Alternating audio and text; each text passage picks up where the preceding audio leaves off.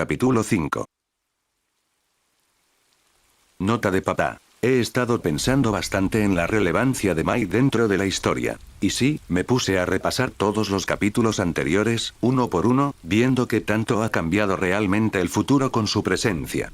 Y llegué a una conclusión bastante clara. Es cierto que, hasta ahora, la relevancia de Mike ha sido poca si lo vemos desde el lado de qué tanto ha cambiado la historia grande o qué tantas cosas del futuro ya se movieron de lugar. Pero también entendí algo importante. Esa relevancia no puede ser mucho mayor todavía. ¿Por qué? Porque la primera temporada de Cobra Kai, si la miras bien, ni siquiera está completa como historia en sí. La primera temporada es, en gran parte, una introducción. Una base. El inicio del movimiento que luego explota en las otras 5 temporadas. Entonces, me es casi imposible cambiar demasiado la temporada 1 sin dañar cosas que son demasiado importantes para el futuro. Y ahí está el problema. Si yo cambio demasiado pronto algo que parece pequeño, puedo romper 20 cosas más adelante. Por ejemplo, si no pasa lo del cartel, no nace igual la rivalidad entre Johnny y Daniel. Y si esa rivalidad no toma forma como debe, entonces más adelante cambian demasiadas cosas. Así que sí, he visto que la temporada 1, que ya casi está por terminar en esta historia, es muy difícil de alterar de forma grande sin romper el resto. Eso no significa que Mike no vaya a tener peso. Lo tendrá. Solo que muchas veces, en esta etapa, su influencia es más de presión, de presencia, de cómo empuja o altera pequeños detalles, y no tanto de cambiar completamente el camino principal. Así que diría que seguiré como voy y después de la primera temporada Mike empezará a tener cambios mucho más puntuales. Aunque el dejar esta temporada así ya lo tenía planeado, solo lo quiero aclarar. De todas formas, seguiré pensando qué hacer para que su impacto se sienta cada vez más sin dañar lo que viene. Espero que les guste. Suscríbanse y dejen like para animarme a esforzarme más. Fin de nota. Voz de Mike. Estábamos en el auto. Yo iba en el asiento del copiloto. Daniel manejando. Y Robbie atrás, con cara de niño amargado profesional, como si lo hubieran obligado a subir a una excursión espiritual contra su voluntad. La verdad, la escena era hermosa. No por paz. No por amistad. No por armonía. Hermosa porque era extraña. Demasiado extraña. Ahí íbamos. Daniel LaRusso, yo al frente, y atrás el hijo de Johnny Lawrence, metido en el mismo carro, camino a entrenar frente a un lago como si el universo hubiera decidido escribir fanficción solo para entretenerme. Y yo iba sonriendo como idiota todo el camino. No por ternura, por expectativa, porque ya me estaba imaginando cómo iba a ser ese entrenamiento con el nuevo alumno de Daniel. Y, siendo honesto, también porque yo sabía exactamente por qué Daniel me había invitado. No era solo para presentarme a alguien. No era solo para entrenar un poco. No, Daniel quería una revancha. Era obvio. Más obvio que el Mohawk de halcón. Después de lo que le hice en la primera pelea, su orgullo había quedado tocado. No destruido, porque Daniel no es de esos tipos que se rompen fácil, pero sí lastimado. Y un hombre como él, uno que ya fue campeón, uno que ya vivió de probarse a sí mismo una y otra vez, no se queda tranquilo con una derrota que le sigue sonando en el cuerpo. Quería volver a probarse, volver a medirse. Y si me había llevado hasta ahí, metiendo a Robbie en la ecuación, era porque pensaba sacar algo de ambos al mismo tiempo. Daniel manejaba tranquilo, con las manos firmes en el volante, pero de vez en cuando se le escapaba esa mirada lateral de gente que ya está planeando algo. Yo la veía. La reconocía. Era la misma cara que pone alguien cuando quiere parecer casual, pero ya imaginó la escena 5 veces antes de que ocurra. Robbie iba callado atrás. Muy callado. Mirando por la ventana al inicio, luego al espejo, luego a mí, luego otra vez al frente. No estaba incómodo exactamente. Estaba midiendo. Como si todavía no decidiera en qué casilla ponerme. En tipo raro. En tipo insoportable. En tipo útil. O en tipo al que claramente no hay que perderle la vista. Y eso me daba risa. Porque sí, el niño amargado tenía buen instinto. En el camino sí le comentamos a Daniel cómo nos conocimos. Bueno, comentamos es una forma elegante de decir que Daniel insistió y al final se enteró de que Robbie había usado mi Porsche como plataforma de lanzamiento humana. Cuando lo escuchó, Daniel soltó esa risa suya de papá entre sorprendido y cansado. A ver si entendí bien, dijo sin apartar del todo la vista del camino. Robbie se estampó contra tu auto, tú lo cacheteaste para despertarlo, lo llevaste al hospital y luego lo trajiste a casa. En ese orden, sí, respondí. Robbie, desde atrás, murmuró con sequedad. La cachetada no era parte necesaria del protocolo. Funcionó, le respondí sin voltearme. Daniel soltó otra risa. No sé si esto cuenta como hacer amigos, Mike. No dije que fuéramos amigos. Dije que ahora está menos muerto que antes. Qué reconfortante, murmuró Robbie. De nada, le dije. Y ahí, por primera vez desde que se subió al auto, a Robbie se le escapó una media sonrisa. Pequeña, casi accidental, pero real. Eso me bastó para saber que el viaje ya no iba mal. Llegamos. El lugar estaba quieto. Bosque, tierra, un lago extendido como espejo serio, y ese aire limpio que tienen los sitios apartados, donde hasta el silencio parece más viejo que uno. Nos bajamos del carro. Daniel sacó algunas cosas. Robbie su pequeña mochila. Yo mis ganas de molestar y de patear cosas. El agua del lago se movía apenas, y el viento cortaba suave entre los árboles. Era de esos lugares que intentan obligarte a ponerte reflexivo aunque tú solo quieras pelear. Y, como era Daniel, claro que el entrenamiento iba a empezar con catas. Porque si un hombre puede convertir una mañana en una pintura zen, lo hará. Nos colocó frente al lago. Empezamos a hacer catas. Lentos al principio. Controlando el cuerpo, la respiración, la postura. Robbie lo hacía con atención total, concentrado de una forma que se notaba nueva. No por talento natural, sino por hambre. Ese tipo de hambre que todavía no sabe exactamente qué quiere ser pero sí sabe que no quiere seguir siendo lo de antes. Daniel corregía con calma. Un hombro aquí, una cadera allá, un más firme. Otra vez. Yo cumplía, sí, pero mi mente ya estaba unos pasos adelante, esperando la parte divertida. Después de un rato, Daniel subió a Robbie sobre un tronco. Un tronco largo, algo húmedo, no muy ancho, perfecto para una de esas lecciones que suenan poéticas hasta que estás arriba intentando no caer de culo. Daniel se puso frente a él y le enseñó el movimiento que tenía que hacer. Una patada circular trasera. Equilibrio. Centro. Rotación. Confianza en el pie de apoyo. Robbie intentó una. Se tambaleó. Volvió a intentar. Esta vez mejor. Daniel lo corrigió con paciencia, con esa voz tranquila suya que a veces parece más peligrosa que un grito porque te obliga a escucharte a ti mismo. Yo observaba desde abajo, cruzado de brazos, con una sonrisa mínima. Y mientras Daniel explicaba, de vez en cuando me miraba. No miradas casuales. No, miradas con intención, retadoras. Como si cada corrección que le daba a Robbie viniera acompañada de otro mensaje escondido. Mira bien. Hoy no vine a perder. A ver si sigues sonriendo cuando toque contigo. Y claro que yo lo noté. ¿Cómo no lo iba a notar? Daniel tiene muchas cualidades, pero ocultar orgullo herido no está entre sus mejores talentos. Así que, cuando me volvió a mirar de esa forma, yo le respondí con una media sonrisa. ¿Y solo viniste a dar patadas? Preguntó Daniel al fin, con tono tranquilo, pero con esa tensión debajo. Ahí estaba, la invitación, la puerta abierta. Yo la tomé, por supuesto. No, respondí, viéndolo con toda la calma del mundo. También quería hacerte caer unas cuantas veces más. Y se lo dije con una mirada maliciosa. No exagerada, no teatral. La clase de mirada que no necesita gritar para dejar claro que ya está disfrutando el combate antes de que empiece. Daniel sostuvo la mía. Robbie, arriba del tronco, miró a uno y a otro como si acabara de entender que lo habían traído no solo a aprender sino a presenciar algo. Y el lago, allá enfrente, seguía quieto. Como si quisiera ver cuál de los dos iba a romper primero el reflejo del agua. Daniel sostuvo mi mirada unos segundos. No se molestó. No hizo esa cara de adulto ofendido por la arrogancia de un adolescente. Peor, sonrió. No una sonrisa completa. Una de esas medias sonrisas que salen cuando alguien acepta un reto aunque todavía no sepa si fue inteligente hacerlo. Robbie seguía sobre el tronco, quieto, mirando a uno y a otro como si hubiera entendido que el entrenamiento acababa de cambiar de género. Ya no era lección de equilibrio. Ahora era otra cosa. Daniel dio un paso atrás y señaló el tronco. Robbie, baja un momento. Robbie obedeció rápido. No por miedo, por instinto. Hasta él entendió que el aire se había puesto más denso. Apenas tocó el suelo, Daniel caminó unos pasos hacia el espacio abierto frente al lago. No hizo un gran espectáculo. No necesitaba hacerlo. La forma en que se paró ya decía suficiente. Pies firmes, hombros relajados, centro bajo, respiración tranquila. Era la postura de alguien que ya había peleado suficientes veces como para no desperdiciar movimientos. Yo fui hacia él con calma, sin apresurarme. Porque cuando eres claramente superior, correr hacia el combate se siente casi grosero. Robbie se quedó a un lado. Callado. Mirando. Y lo bueno de tener a alguien como Robbie mirando, alguien que apenas estaba empezando de verdad, es que en sus ojos puedes ver muy bien la diferencia entre entrenar y saber. Daniel levantó un poco la guardia. Control, dijo. Yo asentí.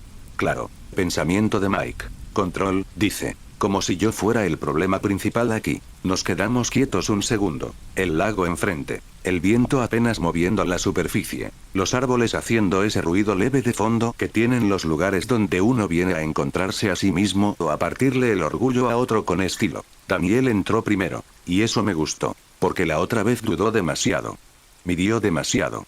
Esta vez no. Golpe corto de mano, rápido, directo al centro, buscando obligarme a reaccionar en línea. Yo giré apenas el torso. El golpe pasó. Daniel no se quedó ahí.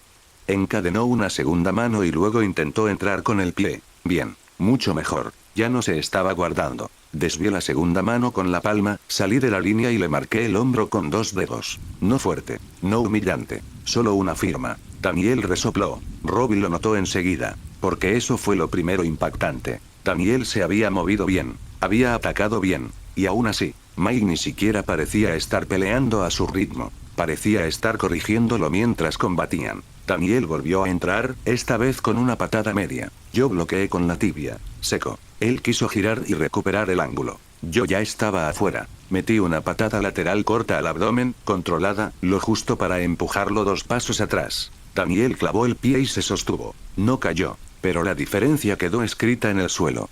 Otra vez, dijo él, más para sí mismo que para mí. Yo sonreí. Eso intento. Daniel volvió. Ahora sí más serio. Lluvia corta de golpes. No salvajes. Técnicos. Con ritmo. Con intención de llevarme a donde él quería. Se notaba que no estaba improvisando.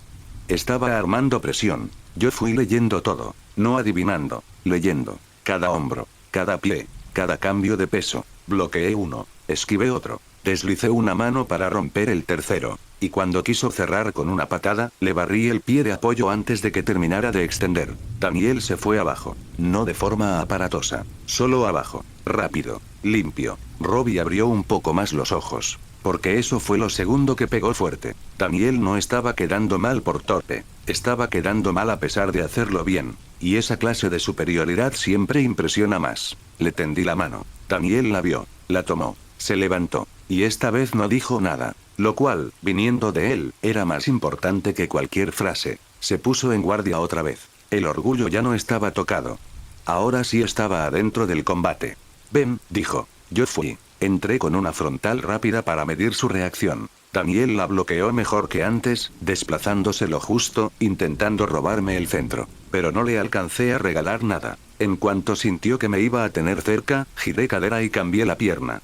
Patada circular al costado. Daniel tapó arriba. Error. Era amague. Bajé el ritmo de la circular, pisé antes de completar y con el otro pie le metí una lateral al torso. Esta vez más dura. Lo moví de verdad. 3 pasos hacia atrás. Robbie no se dio cuenta ni de cuándo hice el cambio. Solo vio el resultado. Daniel respiró más fuerte. No vencido, pero sí consciente. Y eso me encantó. Porque ahora ya sabía exactamente contra qué estaba peleando. Contra alguien que lo leía más rápido de lo que él podía reconstruirse.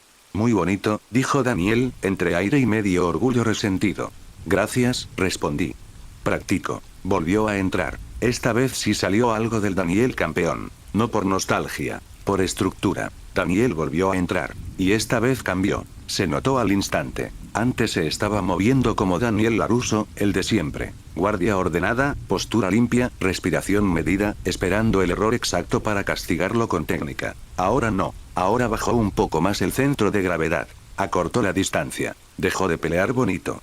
Sus pasos ya no dibujaban círculos amplios ni elegantes. Eran pasos cortos, secos, metidos hacia adentro, como si quisiera romperme el espacio personal antes que ganarme el intercambio. La primera mano no vino para hacer daño. Vino para taparme la vista. Directa al rostro. No para conectar limpio, sino para obligarme a cubrir arriba. En el mismo segundo en que mi atención subió, Daniel cambió de nivel. Metió el cuerpo más abajo, giró el hombro y entró por dentro, buscando chocar conmigo, desacomodarme, quitarme base. No era el Daniel de kata. No era el Daniel de mira qué correcta es mi técnica. Era un Daniel más sucio, más corto, más pegado. Uno que ya no estaba intentando ganarme desde la forma sino hacerme trabajar incómodo. Mano al rostro. Paso interno. Hombro adelante. Cadera empujando. Ya no estaba diciendo, voy a responderte con equilibrio. Ahora estaba diciendo otra cosa. Si eres mejor que yo a distancia, entonces te voy a pelear donde no puedas respirar cómodo. Y eso sí fue mejor. Porque por primera vez en todo el combate sentí que no estaba tratando de superarme con el estilo que yo ya le había leído, sino con una versión más cerrada, más terca, más hecha para desgastarme que para verse bien. Y eso me gustó. Porque lo peor que puede hacer alguien bueno cuando pelea contra mí es quedarse siendo él mismo de la forma más cómoda posible. Eso solo me facilita el trabajo. Pero Daniel no. Daniel entendió algo importante. Si intentaba ganarme desde la limpieza, desde la distancia y desde el timing puro, yo lo iba a seguir leyendo como si su cuerpo trajera subtítulos. Así que ensució el combate. Y ahí fue donde de verdad empezó. La siguiente entrada vino aún más corta. Mano rápida arriba, otra apenas rozando para tapar línea de visión, y el pie delantero clavándose más cerca de lo que había hecho antes. No quería anotar. Quería meterse. Quería obligarme a reaccionar sin espacio, sin tiempo para acomodar mis piernas. Bien, muy bien. Retrocedí medio paso, solo medio, porque si me alejaba demasiado le regalaba la sensación de control, y si le regalas control a un peleador experimentado, aunque sea por 2 segundos, ya después te toca arrancárselo. Daniel aprovechó ese medio paso y me lanzó una patada baja, no para lastimar, sino para tocar base. Para medir cuánto pesaba mi postura. Para ver si de verdad estaba tan firme como parecía. La dejé entrarlo justo en la tibia. No me movió. Pero él sí vio la respuesta. Su mirada cambió apenas. Pensamiento de Mike. Sí. Ya entendiste. Hoy no vas a moverme fácil. No paró ahí. Siguió. Mano corta al rostro, codo pegado al cuerpo, casi sin abrirse, y cuando cubrí arriba me metió el hombro otra vez, más duro, buscando sacarme del eje. Esta vez sí me hizo girar un poco. Nada grave. Pero suficiente para arrancarme una sonrisa. Eso estuvo mejor, le dije. Daniel no respondió. Solo respiró por nariz, seco, y volvió a entrar. Y desde afuera, para Robbie, se debió ver distinto también. Porque antes parecía que Daniel me atacaba y yo lo apagaba. Ahora no. Ahora el combate se veía más cerrado. Más apretado. Más feo. Más real. Daniel me estaba forzando a mover los pies de verdad. Ajusté ángulo y le marqué un golpe al hombro con la palma abierta, rápido, como diciendo sí, te vi, pero en vez de salir por completo me quedé ahí, a su rango, a propósito. Lo quería ver insistir. Lo quería ver creer un segundo que este nuevo ritmo le pertenecía. Y Daniel mordió. Entró con una combinación más rara que antes. No era puramente Miyagi-Do ya. Había algo más en cómo acortaba la distancia, en cómo no esperaba perfecto equilibrio para meter presión. Era como si hubiera recordado lo que es pelear cuando no quieres lucirte, sino sobrevivir y hacer retroceder al otro. Primer golpe. Arriba. Segundo. Al centro, con el cuerpo detrás. Tercero. Una patada media rápida, no muy amplia, para no avisarme. Bloqueé el primero con el antebrazo. El segundo lo desvié con la muñeca.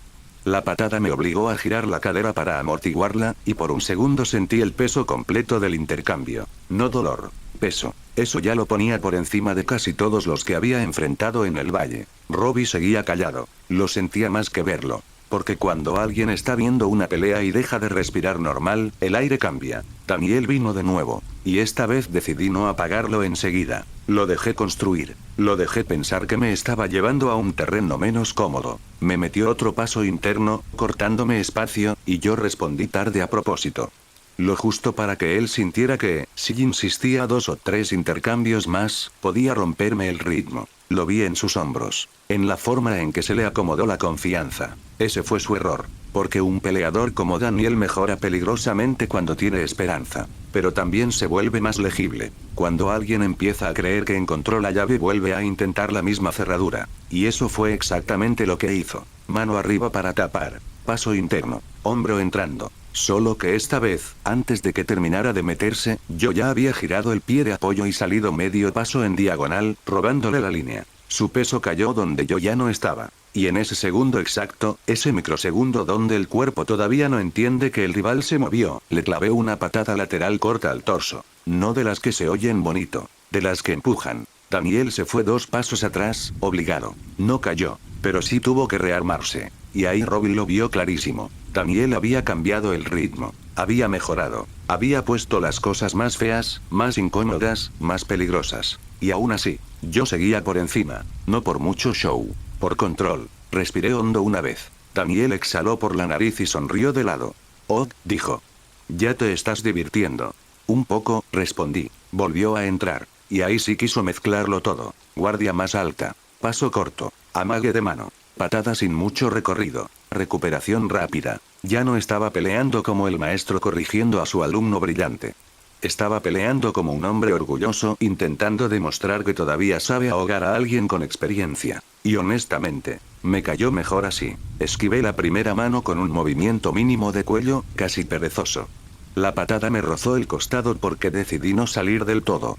Luego le marqué la frente con 2 dedos, rápido, casi insultante. Daniel bufó una risa. Eso fue innecesario. No. Fue educativo. Me tiró una patada lateral muy buena. Mucho mejor que en el intercambio anterior. Esta sí venía con intención completa, con línea, con centro, con esa técnica limpia que recuerda por qué el viejo sí sabe. La vi salir. Y en vez de retroceder, hice algo peor. Entré. Me metí al espacio antes de que su pierna se extendiera completa, le controlé apenas la cadera con el antebrazo y le saqué la base con el pie por dentro. No fue un derribo brutal. Fue elegante. Tan elegante que molestaba. Daniel perdió el equilibrio, giró de más y terminó apoyando una rodilla en la tierra para no irse completo. Yo di un paso atrás, dejándole espacio para levantarse. «Sigues pensando demasiado bonito antes de patear», le dije. Daniel alzó la vista hacia mí, todavía abajo, y soltó una risa seca. «Y tú sigues hablando demasiado». Se levantó. Ya estaba sudando un poco más. Yo no mucho. Y esa diferencia, aunque pequeña, también pesaba. Porque la superioridad verdadera no siempre se ve en un gran golpe. A veces se ve en quien se está cansando más rápido. Robbie se movió un poco, como si quisiera acercarse más sin parecer ansioso. Yo no lo miré, pero sabía que ahora ya no estaba viendo una práctica. Ahora estaba intentando entender una distancia. La distancia entre alguien bueno y alguien que parece estar jugando en otra dificultad. Daniel levantó la mano. Última de verdad. Yo asentí. Dale. Y entonces lo intentó todo junto. No improvisado. No desesperado. Todo lo que ya había ajustado. Entró con presión cerrada, una mano para distraer, cambio de nivel, giro de cadera y una salida lateral preparada para no regalarse después. Eso fue lo mejor que me había tirado en toda la mañana. Y sí, por un segundo tuve que trabajar de verdad. Bloqueé el primer toque. Le quité línea al segundo. Absorbí el choque del hombro sin ceder demasiado. Pero ahí estuvo la diferencia final. Él estaba peleando en su mejor versión ajustada. Yo todavía estaba leyendo. Todavía estaba eligiendo cuánto mostrar. En cuanto vi que su peso se fue al pie de apoyo para completar la salida, me moví antes del final de su técnica. Le corté la trayectoria, le toqué el brazo para desviar el ángulo, metí mi pie detrás del suyo y con el torso le di el impulso exacto arriba. No fue fuerza bruta. Fue precisión. Daniel se fue al suelo de espaldas esta vez, mirando el cielo como si el cielo tuviera respuestas. Y ahí sí se hizo silencio. No largo, pero de esos que se sienten un poco más grandes que el lugar. Yo me acerqué despacio. Le extendí la mano. Daniel la tomó, respirando fuerte pero sin perder la sonrisa. Se levantó. Se sacudió la tierra del pantalón. Y negó con la cabeza. Sí. La revancha sigue pendiente. Eso suena a excusa elegante, le dije. No. Se acomodó el hombro. Suena a que necesito más de una mañana para soportarte. Robbie soltó una risa involuntaria. Daniel lo miró. Yo también. Y ahí fue cuando él habló, todavía con esa cara de quien está intentando procesar demasiado a la vez. No pensé que alguien de nuestra edad pudiera pelear así. Yo me encogí de hombros. Ese fue tu primer error. Daniel se puso a su lado. Y tu segundo error sería pensar que esto se aprende rápido. Robbie bajó la mirada un momento. No intimidado. No roto. Hambriento. Esa era la palabra. Yo lo vi y sonreí apenas. Porque ya sabía esa mirada. La había visto en alumnos. En rivales. En gente que por fin entiende cuánto le falta y en vez de asustarse, quiere más. Me di la vuelta y me troné el cuello una vez. Bueno, dije. Ya hice caer al maestro suficientes veces por hoy. Ahora sí vamos a entrenar o todo esto era terapia con paisaje. Daniel me lanzó una mirada de algún día te voy a callar. Robbie volvió a sonreír, esta vez más claro. Y el lago siguió quieto, como si nada hubiera pasado. Pero sí había pasado. Daniel ya había entendido que, incluso cambiando de ritmo, peleando más sucio y más corto, yo seguía por arriba. Robbie ya había visto el nivel real. Y yo ya me estaba divirtiendo demasiado. Al final, Daniel dejó el hockey de lado. Oh bueno, dejó de intentar hacerse el relajado. Porque cuando ya te tiraron al suelo suficientes veces, llega un punto en el que el orgullo se sienta, se cruza de brazos y dice: oh, ya estuvo, ahora sí vamos a entrenar en serio antes de que este rubio insoportable me jubile el autoestima. Así que carraspeó, enderezó la espalda y volvió a tomar su papel de maestro. Se giró hacia Robbie y empezó a dirigir la misma patada que le había estado enseñando antes, solo que ahora con más atención, más precisión, como si quisiera recuperar autoridad a fuerza de técnica. Y la verdad lo logró un poco, porque Daniel enseñando sí se ve natural. Se le nota que, cuando no está intentando ganarme, el cuerpo le vuelve a encajar mejor.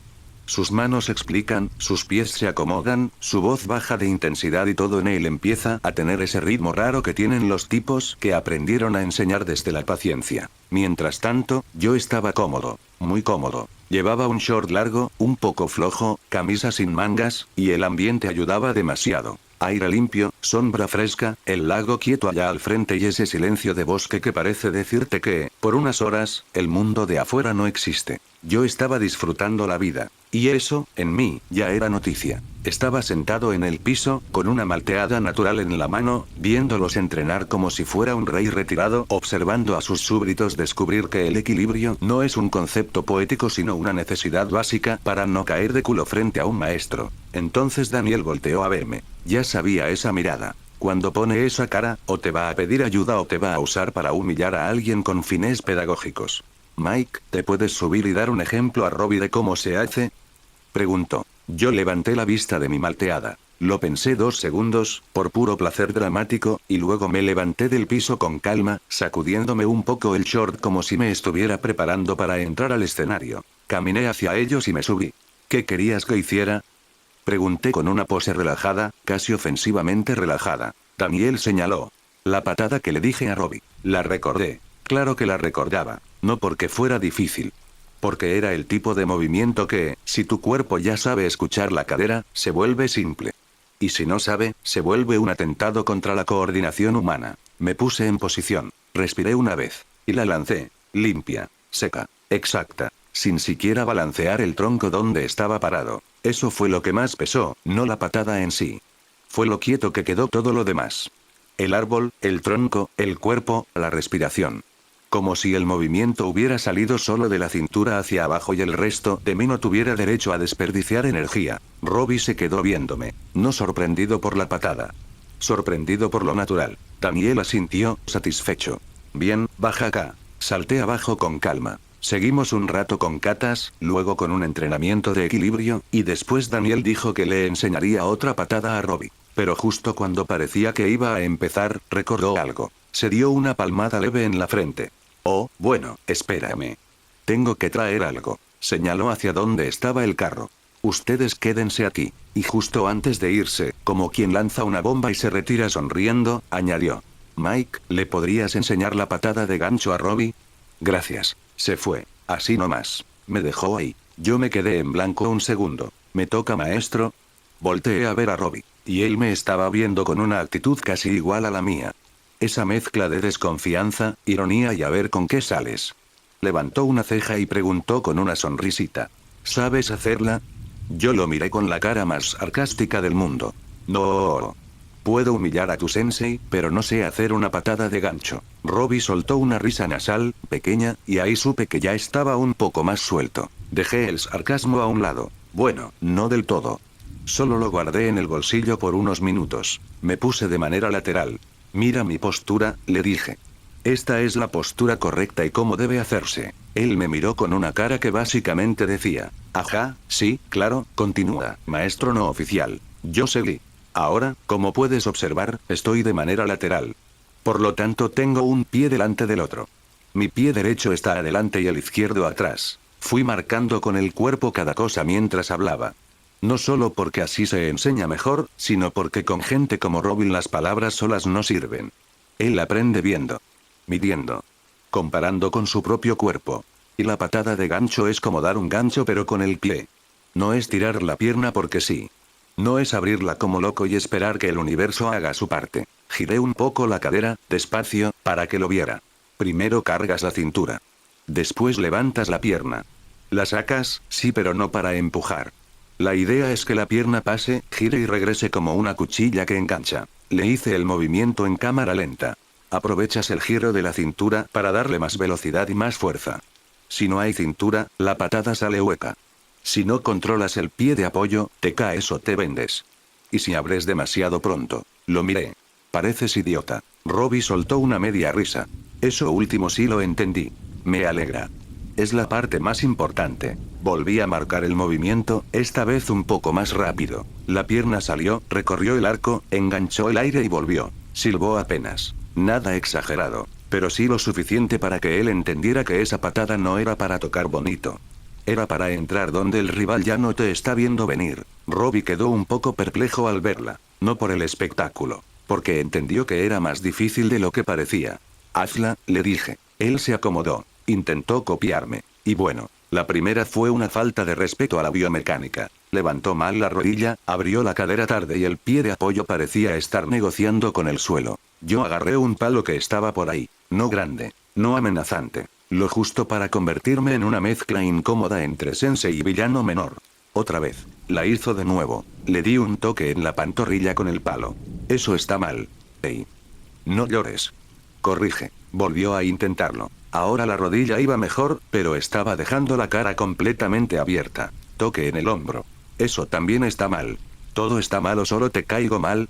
Las dos, pero ahorita nos enfocamos en la patada. Él buzó. Yo sonreí. Y seguimos. Después de varios intentos, fue mejorando. Lento, sí, pero mejorando. Y como soy una persona profundamente comprometida con la educación de calidad, lo corregí con el palo cada vez que hacía algo mal. Golpecito en la pierna, golpecito en el hombro, golpecito en la cadera.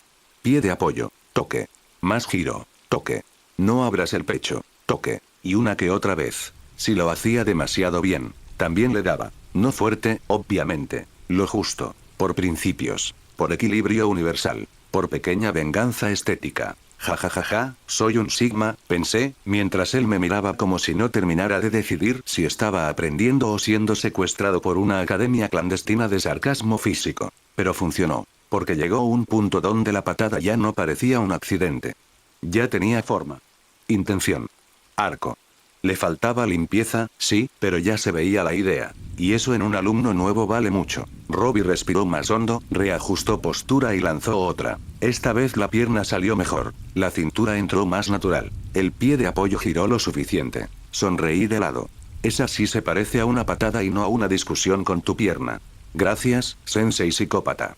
De nada, alumno atropellador. Justo en ese momento volvió Daniel. Y traía una parte del equipo de béisbol de los que atrapan pelotas. La parte de arriba, el protector, lo llevaba en la mano como si acabara de recuperar una reliquia secreta del entrenamiento doméstico tradicional. En cuanto lo vi, recordé lo que faltaba. Y una sonrisita me nació sola. Porque claro, ya no estábamos en fase de entiende el movimiento.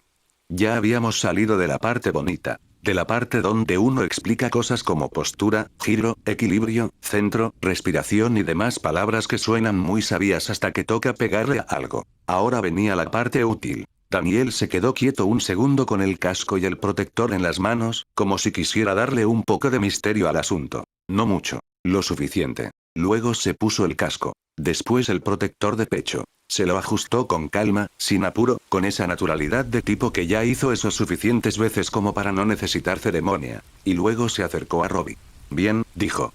Ahora nos vamos a apartar un poco de las patadas. Robbie lo miró atento. Daniel tocó el protector con los nudillos. ¿Recuerdas cómo te dije que se golpeaba? Robbie asintió. Pues es más fácil cuando tienes donde practicar. Simple, directo, muy Daniel. Se puso en posición frente a él, preparado para recibir el golpe. Piernas firmes, torso estable, brazos listos, centro bien puesto. No parecía preocupado, parecía disponible, como si le estuviera diciendo con el cuerpo: golpea sin miedo, yo aguanto. Y Robbie confió. Eso estuvo bien, porque mucha gente, cuando le toca pegar por primera vez de verdad, duda. No por falta de ganas. Por ruido mental. Porque el cuerpo se pone raro cuando entiende que ahora sí va a haber contacto. Pero Robbie no se congeló, le hizo caso. Y empezó a practicar el golpe mientras Daniel lo corregía cada vez que sentía que algo no estaba bien. Más recto. No abras tanto el codo. Mete el hombro. Otra vez. Y Robbie repetía. Golpe. Corrección. Golpe. Corrección. Todavía estaba verde, sí. pero ya no se veía perdido, y eso importa más de lo que la gente cree. Yo me relajé mirando la escena, pero no me enfrié, que no es lo mismo, así que me volví a subir al tronco, al mismo tronco donde hace un rato Robbie estaba peleando por conservar la dignidad y la gravedad al mismo tiempo. Me acomodé arriba con calma, y, ya que estaba, me puse a practicar patadas, no básicas, no cómodas, no para mantener el cuerpo activo. Patadas complicadas de taekwondo, de esas que, si intentas explicarlas en voz alta, suenan mucho más simples de lo que son, de esas que exigen equilibrio absurdo, control real y una relación muy poco saludable con el riesgo de caerte. Entre ellas hice esa, la que le tiré a Chen. Esa patada para mí sigue siendo legendaria, no solo por la pelea, por la ejecución, porque la gente la ve y piensa, ah, distracción y luego golpe. Sí, claro. Qué bonita manera de resumir una salvajada técnica. La distracción había sido una frontal para levantarle la guardia. Pero decir solo una patada frontal ahí es casi un insulto. Porque para meter esa primera patada como se debe, y además dejar el cuerpo listo para continuar con la otra, el nivel de equilibrio tiene que ser absurdo. No basta con levantar la pierna. Tienes que controlar el peso, el eje, la caída, la recuperación, el tiempo exacto en el que el cuerpo todavía no vuelve pero ya se está preparando para salir otra vez. Y luego viene la segunda, la verdadera,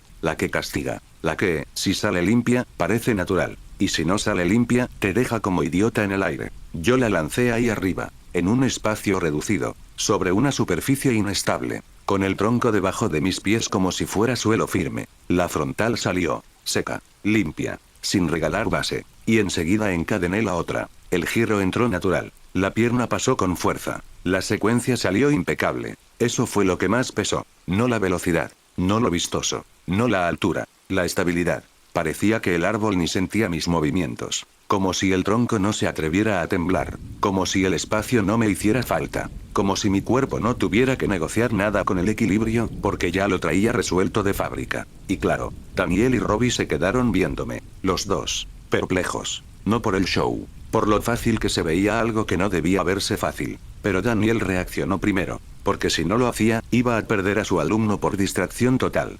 Robbie, no te distraigas. Robbie volvió al mundo. Literalmente volvió al mundo. Parpadeó una vez, acomodó postura otra vez y regresó a lo suyo. Yo seguí arriba un segundo más. Solo porque podía. Solo porque me divertía demasiado saber que él seguía practicando golpes básicos mientras yo estaba arriba usando un tronco como si fuera una extensión legal del piso. Nada mal para una mañana de entrenamiento espiritual con paisaje incluido. Después bajé. Ellos pararon un momento. Daniel se quitó el casco, lo dejó a un lado y volvió a mirar el tronco. Robbie, ahora vuelve a subir. Robbie lo miró, no con miedo, con esa expresión de otra vez este maldito pedazo de árbol. Pero hizo caso. Subió. Más rápido que antes, eso sí. Ya no tenía la misma torpeza del inicio. Seguía sin llevarse bien con el tronco, pero al menos ya no parecía que se estuvieran conociendo. Daniel habló con calma. Bien.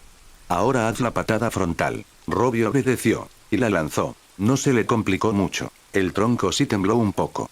Se notó. Pero él logró mantenerse arriba. No bonito. No perfecto. Pero arriba. Daniel asintió. Ahora la giratoria. Ahí sí necesitaba más equilibrio. Mucho más. Porque una frontal te deja negociar. Una giratoria no. La giratoria te exige decidir si de verdad mandas tú sobre tu cuerpo o solo estás improvisando con entusiasmo. Robbie respiró. La hizo. Torpe en una parte. Ajustada en otra. Pero la hizo. Y entonces frunció un poco el ceño, todavía arriba del tronco. Se supone que esto debe ser difícil. Yo lo miré de lado. No te emociones. El árbol solo se distrajo. Le dije mientras me intenta no reír por lo que venía. Daniel ni me miró. Siguió con lo suyo. Ahora la de gancho. Ahí sí. Pasó lo lógico. Robbie levantó la pierna. Intentó entrar en el movimiento. Quiso sostenerse en un solo pie mientras giraba. Pero no supo usar bien el espacio. La cadera se le abrió tarde. El pie de apoyo no giró como debía. Y el tronco, que hasta ese momento solo lo venía tolerando, decidió recordarle que seguía mandando. Robbie perdió el equilibrio y cayó. No feo. Peor. De esa forma torpe que no te rompe nada pero sí te deja el orgullo tirado en el suelo contigo. Yo lo miré desde abajo. Y entonces sí, sonreí. No te emociones. El tronco solo te dejó hacer una para luego devolverte a tu realidad. Robbie alzó la vista con una cara clarísima de querer callarme, pero no dijo nada, solo volvió a subir. Me miró avergonzado. Yo me reí. Obviamente me reí.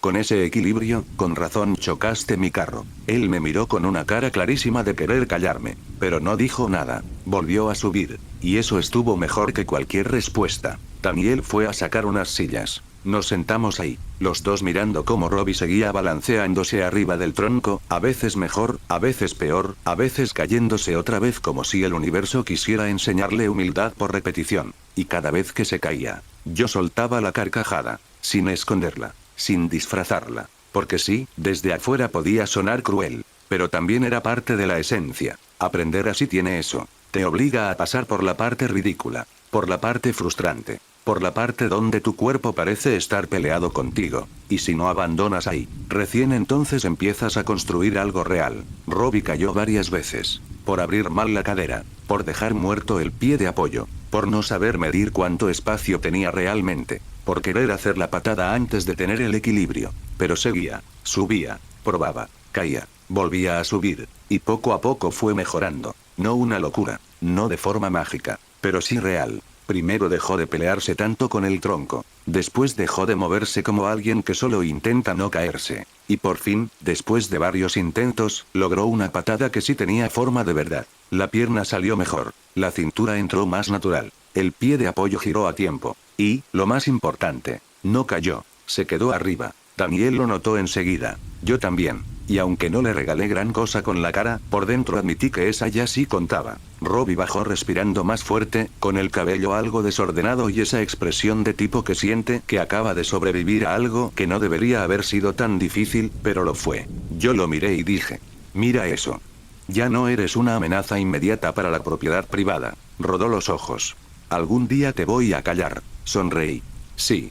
Suerte con eso. Daniel soltó una risa corta, y después de unos minutos más, con el lago todavía quieto, el bosque igual de silencioso y el aire limpio como si nada hubiera pasado ahí, decidimos irnos. Pero antes de subir al carro, miré una vez más el tronco, el mismo donde Robbie había tambaleado media mañana, el mismo donde yo había practicado como si el espacio no me importara. Y por un segundo pensé que iba a sacar alguna conclusión brillante, alguna de esas ideas que suenan profundas cuando uno está frente al agua, con el bosque callado y el cuerpo todavía caliente por el entrenamiento. Algo como, Robbie ya no se veía tan perdido, o el equilibrio dice más de una persona que 1000 palabras, o cualquier otra estupidez reflexiva de ese estilo. Pero no, la idea se me fue, literal, se asomó, y se largó. La seguí medio segundo con la mente. No volvió. Bueno, no sé qué iba a pensar, y sinceramente, tampoco me importó tanto. Yo me voy, pensé, porque sí, el entrenamiento había estado bien,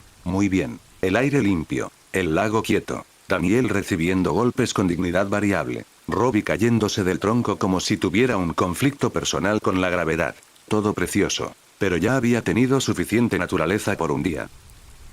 Luego vino la caminata de regreso, larga, más larga de lo que debía, porque, en un giro bastante elegante para una jornada tan zen, tardamos más de la cuenta en encontrar el carro. No diré que nos perdimos, porque eso suena grave. Diré que tomamos el camino incorrecto con mucha convicción, varias veces. Daniel iba adelante como si supiera perfectamente a dónde estaba yendo, lo cual habría sido tranquilizador si no hubiera cambiado de dirección 2 veces con la misma cara de seguridad. Robbie caminaba en silencio, yo también, pero en mi caso era un silencio con juicio, porque hay pocas cosas más graciosas que un adulto que intenta verse sabio en medio del bosque mientras claramente ya no sabe dónde dejó estacionado el carro. No hice comentarios, no por respeto, por administración de energía. Además, ver a Daniel fingiendo que todo estaba bajo control ya me estaba entreteniendo bastante. Al final encontramos el carro, después de dar una vuelta innecesaria, después de pasar por un tramo de tierra que no recordaba haber visto, y después de que yo empezara a sospechar que íbamos a terminar viviendo ahí, alimentándonos de aire puro y frustración. Pero apareció, y eso fue suficiente. Nos subimos, y ahora sí, nos fuimos. El viaje de regreso no tuvo mucho show, no hizo falta. Fue tranquilo, silencioso, pero no incómodo. De esos silencios donde nadie está peleando por hablar porque ya todos dijeron lo importante con el cuerpo horas antes. Había algo de respeto ahí, no amistad abierta, no confianza total, no ese calor falso de qué gran día compartimos. Respeto. Daniel manejando con menos orgullo del que traía al llegar. Robbie callado, pero atento. Y yo recostado en el asiento, mirando por la ventana, dejando que el cansancio físico hiciera lo suyo sin confundirse con debilidad. Porque no estaba agotado. Solo quería estar en mi casa, en mi espacio, con mis cosas, con mi silencio, con mi comodidad, sin árboles, sin troncos, sin moralejas. Llegamos a la casa de Daniel cuando el cielo ya estaba bajando de color. La luz de la tarde se estaba muriendo despacio, y la casa se veía ridículamente tranquila desde afuera. De esas casas que parecen diseñadas para que uno entre, huela comida, escuche cubiertos y de repente empiece a reconsiderar decisiones. Me bajé del carro, cerré la puerta, y ya me estaba preparando para despedirme cuando Daniel me miró con esa expresión suya de falsa confusión. La conocía, no porque la hubiera visto demasiado, porque es universal. La cara del adulto que está a punto de empujarte exactamente hacia donde quiere, fingiendo que la idea siempre fue tuya. ¿A dónde vas?, preguntó. Yo lo miré. A mi casa. ¿No te vas a quedar a cenar? Así, directo, como si fuera lo más obvio del mundo. Yo negué con la cabeza. No, muchas gracias. Y era verdad. No estaba rechazando por mala educación, no por desconfianza, no porque estuviera cansado de ellos. Solo quería estar en mi casa. Eso era todo. Quería mi espacio, mi cama, mi ducha, mi paz. Pero claro, Daniel ya me había leído lo suficiente como para saber qué botón apretar. Y lo apretó. Es lo mínimo que puedes hacer, dijo con total calma, después de votar a un viejo tantas veces. Yo me quedé quieto. Lo miré. Él sostuvo la cara con toda la dignidad del mundo, como si no estuviera usando chantaje emocional disfrazado de broma barata. Y sonreí. Porque sí, había sido un buen golpe. No físico. Peor. Uno de esos que te pegan justo donde no puedes respondernos sin verte como un desgraciado. Así que enderecé un poco la postura y lo miré con media sonrisa. ¡Qué recurso tan bajo! Daniel sonrió de vuelta. ¿Te vas a quedar o no? Solté aire por la nariz. Sí. Me voy a quedar. Y ahí estuvo. Había perdido. Otra vez. Solo que esta vez no en un combate. Entramos. Robbie también se quedó, claro. Ya estaba anocheciendo, así que tendría sentido que Daniel no lo dejara ir por ahí como si nada después de pasar el día entero entre lago, tierra y desequilibrio. El ambiente dentro de la casa era tranquilo, cálido, ordenado, muy laruso. Ese tipo de ambiente donde todo parece estar en su sitio, aunque uno sepa perfectamente que las familias nunca están tan ordenadas como se ven desde afuera. Vi a Samantha. La saludé. Ella me saludó de vuelta. Y sí, se acercó a hablarme. Pero no le puse malicia. No porque fuera ciego. Porque no la había. No era esa clase de interés. No se veía coqueta. No se veía incómoda. No se veía especialmente impresionada tampoco. Se veía curiosa. Eso era todo. Curiosa por el chico que había aparecido de la nada, que entrenaba con su padre, que lo había tirado al suelo varias veces frente a un lago y que, de alguna manera, ahora estaba entrando a cenar con ellos como si fuera una escena normal. Muy razonable, en realidad. Además, yo asumí otra cosa. ¿Qué parte de esa curiosidad tenía que ver con Miguel? O, mejor dicho, conmigo estando cerca de Miguel. Porque al final del día, yo era su mejor amigo. Y eso ya bastaba para que alguien quisiera medir un poco qué clase de persona eres. Así que hablamos. Normal. Nada raro. Un par de preguntas. Un par de respuestas. Cosas simples. Pero mientras hablaba con ella, noté algo más. Robbie. Porque Robbie, en cambio, sí había tomado la iniciativa de observar demasiado. Y cuando digo demasiado, no le apartaba la mirada. No de forma descarada al nivel de un idiota. Peor, de esa forma silenciosa que parece más intensa porque casi no se mueve. Samantha, por suerte para todos, parecía no darse cuenta. O si se daba cuenta, lo escondía bien. Pero yo sí lo vi. Y lo interesante fue que no parecía solo interés de adolescente tonto. Parecía otra cosa. Más estudio que embobamiento. Más atención que impulso. Como si Robbie todavía no supiera qué hacer con lo que estaba viendo, así que su solución fuera simplemente no apartar los ojos.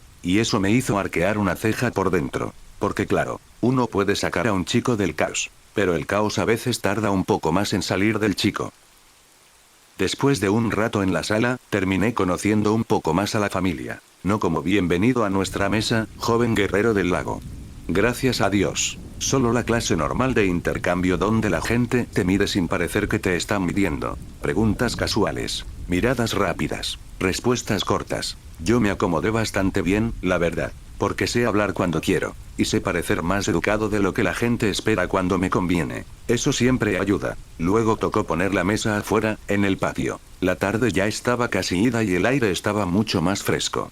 El patio se veía bien. Luces suaves, espacio abierto, ese ambiente limpio de casa donde se come tranquilo y, por unos minutos, todos fingen que la vida siempre es así de sencilla. Yo iba a ayudar solo junto a Samantha. Eso parecía. Ella ya se había movido con naturalidad a sacar algunas cosas, y yo fui detrás por pura inercia útil, más que por entusiasmo doméstico. Pero entonces pasó algo gracioso. En cuanto Robbie escuchó que Samantha iba a ayudar, se paró, rápido. Demasiado rápido para alguien que, hasta hacía 2 segundos, estaba bastante cómodo sin ofrecer servicio comunitario alguno.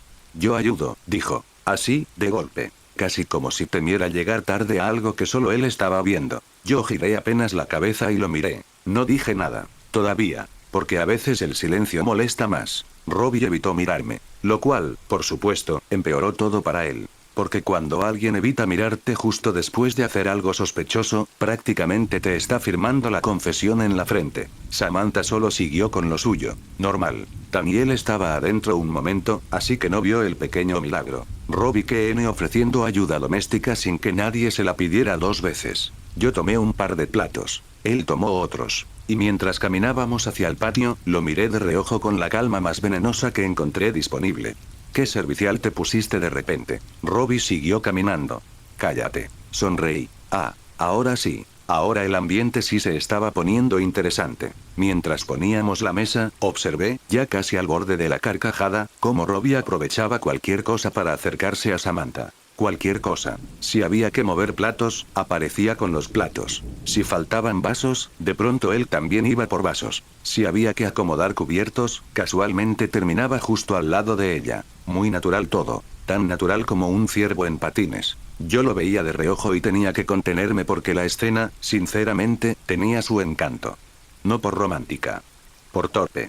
Por ese tipo de torpeza silenciosa que uno intenta disfrazar de iniciativa, pero desde afuera sigue viéndose como lo que es. Era casi como ver a un pájaro haciendo una danza rarísima para impresionar a la hembra. Mucho movimiento, mucha intención, resultados discutibles. Y lo mejor era que Robbie ni siquiera lo estaba haciendo bien. No era un desastre, tampoco. Solo se notaba en detalles pequeños. En lo rápido que respondía cuando Samantha decía algo. En cómo aparecía justo cuando ella iba a levantar cualquier cosa. En esa clase de coincidencias que dejan de parecer coincidencias al tercer intento. Samantha, mientras tanto, parecía bastante en su mundo. Ayudando, hablando, moviéndose con naturalidad. No parecía incómoda. Tampoco particularmente pendiente de él. Si estaba notando algo, no lo hacía obvio. Y yo no me metí. Ni hacía falta. Cuando alguien se está saboteando solo con tanto entusiasmo, interrumpir sería casi arruinarle el proceso creativo. Así que seguí en lo mío, poniendo platos, acomodando vasos,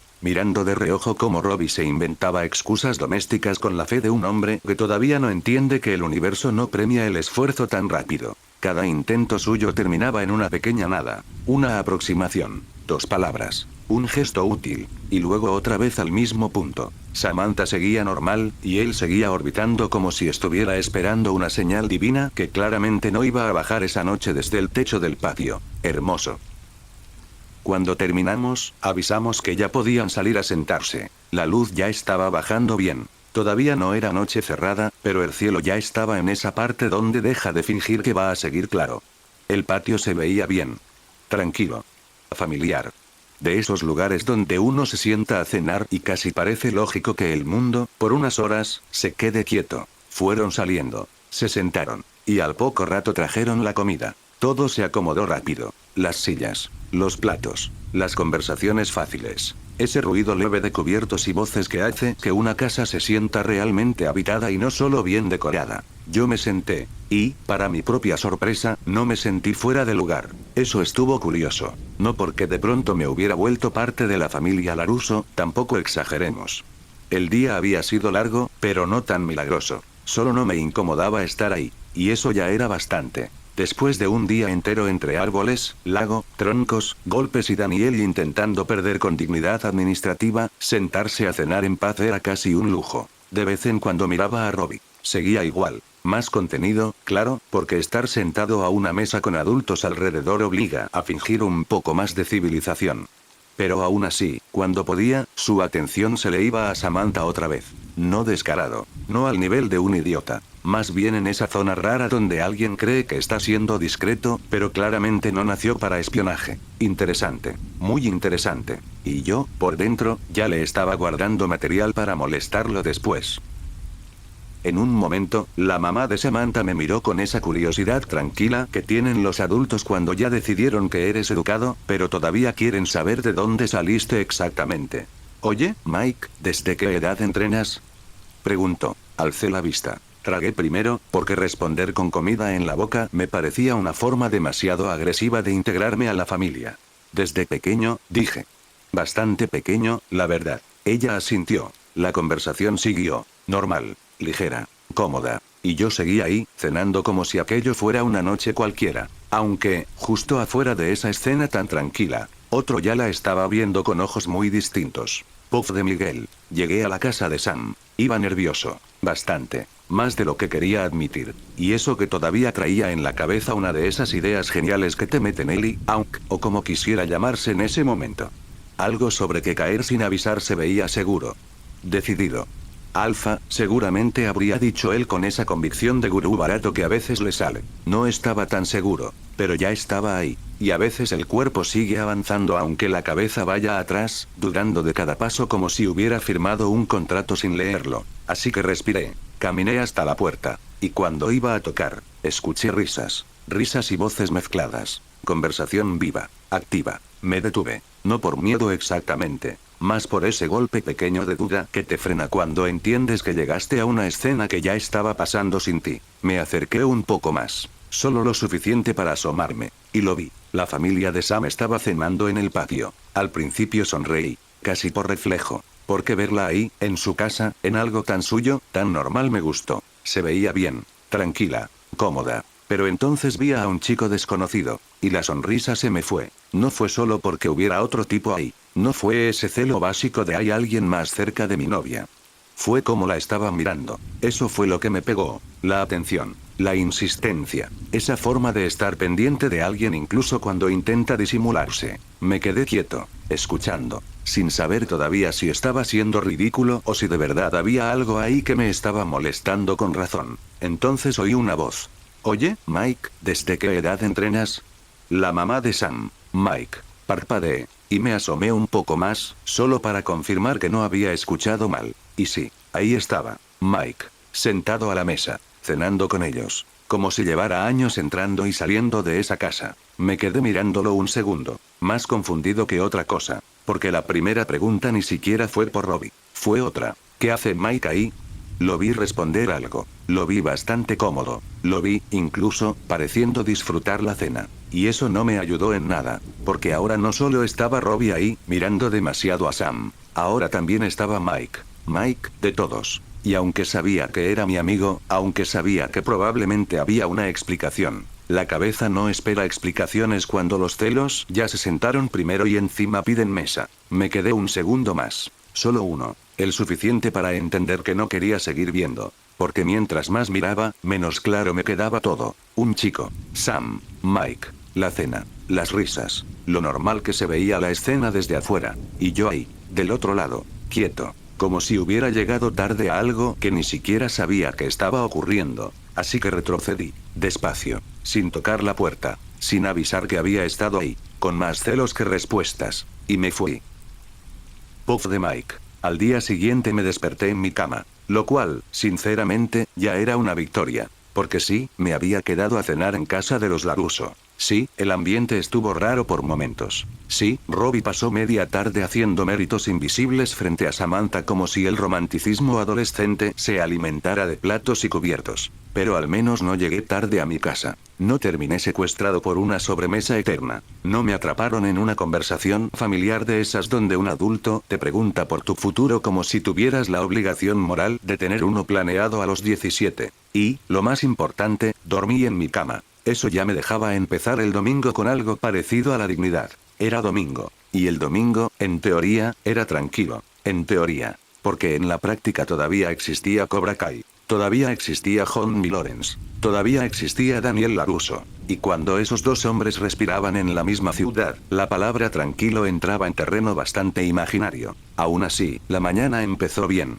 Hice mi rutina. Moví el cuerpo. Desperté del todo. Me acomodé el día un poco desde el músculo, que siempre ayuda más que ponerse filosófico apenas uno abre los ojos. Y después decidí salir a caminar. Porque sí. Porque no tenía ganas de encerrarme. Porque todavía sentía el cuerpo activo del día anterior. Y porque a veces caminar sirve para ordenar ideas. O para ver cuáles no merecen ser ordenadas y es mejor dejarlas pudrirse solas. Agarré camino hacia la puerta. Y justo antes de salir, lo recordé. La otra razón por la que no había querido quedarme a cenar con la familia LaRusso. Me quedé quieto en el marco de la puerta. Completamente quieto. Con la mano casi lista para moverse. Con la cara en blanco. Y con esa expresión específica que te queda cuando una idea llega tarde, pero llega con ganas de fastidiar. Miguel me vio ayer, ahí, en la casa de Samantha. Al principio, el pensamiento tuvo algo de preocupación. No demasiada. Solo la suficiente para detenerme medio segundo. Pero mientras más lo pensaba, más me daba cuenta de que era una tontería convertir eso en un problema enorme.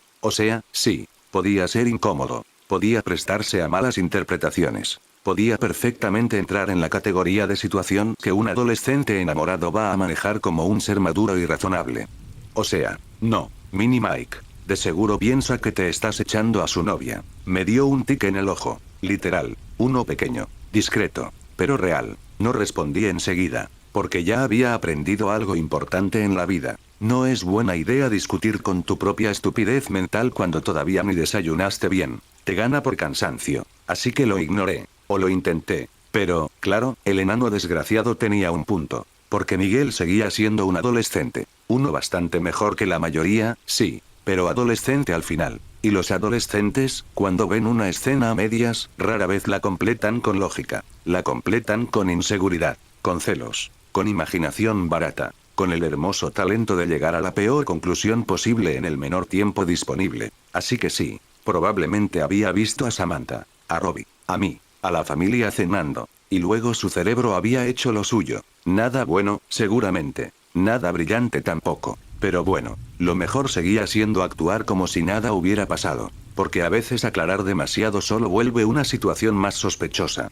Y yo no tenía ganas de sentarme frente a Miguel a explicarle por qué cené con una familia que no era la mía mientras otro tipo miraba demasiado a su novia. No porque no pudiera. Porque me daba pereza. Demasiada. Así que asentí para mí mismo, como si ya hubiera resuelto el asunto. Voy a salir. Voy a caminar. Voy a fingir normalidad. Y si el universo tiene dignidad, quizá hasta me deje tranquilo un rato. Di medio paso. Y entonces lo recordé otra vez. Me volví a quedar quieto. Porque en ese momento, Johnny probablemente iba camino a la casa de Daniel. O ya estaba ahí. Mierda. Me quedé en el marco de la puerta, mirando al frente con una incredulidad bastante limpia. Porque sí, muy bonito lo de salir a caminar.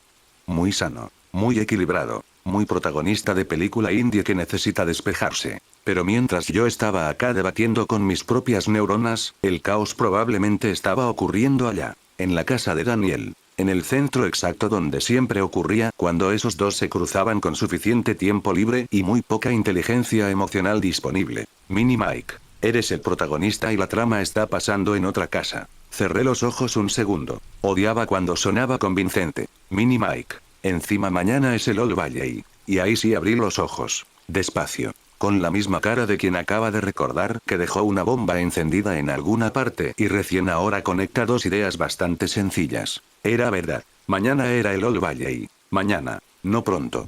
No esta semana. No ya casi. Mañana. Y yo estaba ahí, parado en el marco de mi puerta, considerando dar una caminata estúpida mientras probablemente Daniel y Johnny estaban generando contenido del bueno en otro lado. Me quedé inmóvil un segundo más, procesándolo. Porque, visto así, el día dejaba de ser un domingo cualquiera. Se volvía el domingo anterior al torneo. El último día antes del ruido de verdad. Antes del público. Antes de los uniformes. Antes de que todos fingieran compostura mientras por dentro se jugaban mucho más de lo que iban a admitir en voz alta. Y si mañana era el Old Valley, entonces hoy era territorio fértil para el desastre. Perfecto. Mini Mike. Qué bonito. Ahora eres un niño en busca de atención. Fruncí un poco la boca. No, murmuré para nadie. Estoy aburrido. Mini Mike. Sí, eso siempre termina sano. No respondí, porque responderle habría sido aceptar, una vez más, que sigo teniendo conversaciones bastante fluidas con una versión miniatura de mi propia conciencia, y eso no me parecía una estadística elegante para empezar el día. Además, no estaba equivocado del todo. Sí estaba aburrido. Y el aburrimiento, en mí, rara vez llevaba a decisiones ejemplares. Llevaba a movimiento, a curiosidad, a meterme donde no me llamaron. A ver qué está pasando solo porque no tolero bien la idea de que algo interesante ocurra sin mí cerca para presenciarlo. No por heroísmo, no por nobleza, no por esa tontería de debo estar donde me necesita la historia. Simplemente porque sí. Porque si mañana iba a ser el torneo, yo quería ver el estado del tablero antes de que empezara la partida. Quería saber si Daniel seguía ofendido con elegancia. Si Johnny seguía actuando como un volcán con piernas. Si Robbie seguía en modo observador silencioso. Y, sobre todo, quería ver si el universo me iba a regalar algo de caos bien servido antes del evento principal. Eso también era nutrición narrativa. Mini Mike. Sabes que hablas solo, ¿verdad? Lo ignoré. Con firmeza. Con oficio. Con el tipo de paciencia que uno desarrolla cuando ya entiende que algunas voces no se callan, solo se cansan si uno deja de darles atención como a un niño insoportable en un supermercado. Respiré una vez. Solté el aire. Y por fin salí a caminar. No rápido. No como alguien que corre a meterse en problemas. Solo con ese paso tranquilo de quien, casualmente, podría terminar en el lugar exacto donde pasan las cosas importantes. Porque una cosa era decir que iba a caminar. Y otra muy distinta fingir que no sabía perfectamente hacia dónde me estaban llevando las piernas. Puff de Mike. Salí de casa con la sensación bastante clara de que ya había perdido más tiempo del que quería admitir. No una tragedia, pero sí ese tipo de tiempo que uno desperdicia cuando se queda quieto demasiado rato, pensando tonterías en vez de simplemente hacer algo. Así que caminé. Una caminata tempranera, de esas que sirven para mover el cuerpo sin tener que subirse al auto como si uno estuviera huyendo de la policía. El valle a esa hora se veía distinto. Más limpio. Más callado.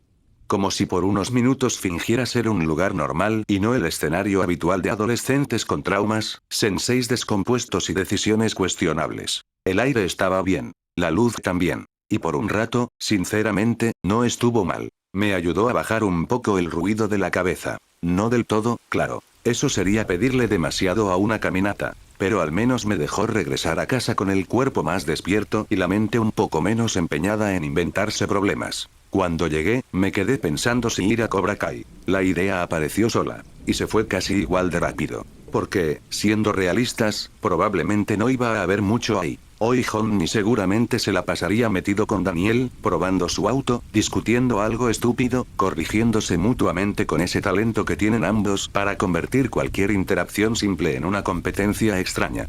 O sea, lo normal. Así que no. Cobra Kai no prometía gran cosa. Daniel estaría ocupado. Johnny también. Y Miguel sabría Judas dónde andaría. Hermoso. 3 personas con potencial para generar caos, y ninguna convenientemente disponible para mi entretenimiento. Me quedé un momento ahí, sin hacer nada útil, pensando en qué demonios se suponía que podía hacer con el resto del día. Y justo entonces, me entró una llamada. Miré la pantalla. No reconocí el número. Me quedé viéndolo un segundo, dudando si contestar o no. Porque responder números raros suele acabar en una de 3 cosas. Spam. Algún adulto necesitando algo insoportable. O alguien de mi edad teniendo una idea terrible con demasiada confianza. Y, curiosamente, esa tercera opción era la más probable. Aún así, estaba aburrido. Y cuando uno está aburrido, hasta el desastre ajeno empieza a parecer una propuesta razonable. Contesté.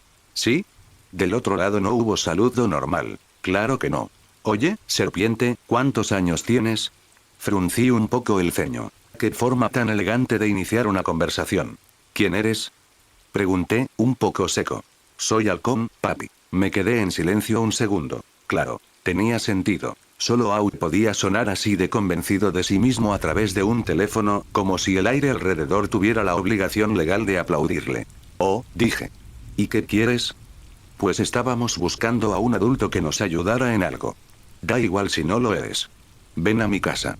Te mando la ubicación. Me quedé callado. No porque no tuviera respuesta. Porque estaba procesando. Cada palabra de esa oración había sido una falta de respeto distinta. Estábamos buscando a un adulto. Da igual si no lo eres, ven. Muy tierno todo.